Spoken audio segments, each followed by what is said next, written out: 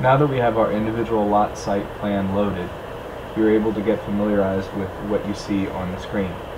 So we can hit the zoom to extents button at the top, and as you can tell, zoomed out, we are able to see the overlay, the Google Earth overlay, which was pulled in from Google Earth. Okay, so that's another beautiful thing about how SketchUp and Google Earth work so closely together, and we were actually able to import not only just the graphical information or the image information that you see right here, you're also able to see the terrain. So when you click on the toggle terrain, you're able to actually see what was pulled from the topographical information off of Google Earth. Now that we toggled the terrain on, and turn it on and off, now that it's on, I'm going to zoom in using the wheel of the mouse until I get close to the lot, and then I'm going to push down on the wheel of the mouse, move the mouse so that I'm actually able to orbit. That's a shortcut all the way around the lot. Okay, so this lot is close to the edge of the road, and we're going to basically try to raise the land up to the surface of this lot. Okay, the top of the lot where it says lot number 1. So what I'm going to need to do in order to figure out how much fill I'm going to need is I'm going to be using my worksheet, and the first thing that the worksheet asks us to do is to determine the length and the width.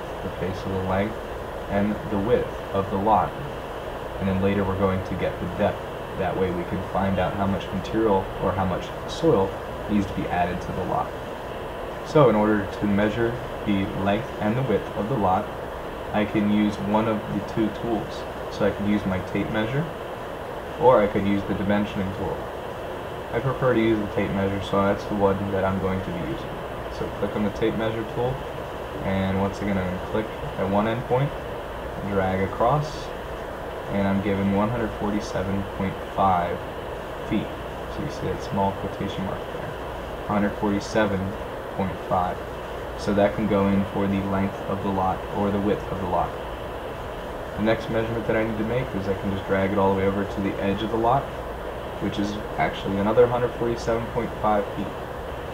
Okay, so you're going to need to make these two measurements and add them into your worksheet. The last measurement that you're going to need to take is the depth. So you're going to find the lowest point on the lot, which is right here, and you're going to click up and connect, and that says 12 feet. So the depth of fill that will be required for this individual area is 12 feet. And obviously for the estimate we're going to have way more than what we need, and that's okay because the fill can be used in other areas for the project. Okay. So as you can tell over here, no fill will be needed, but we're going to estimate just in case we need it for other areas.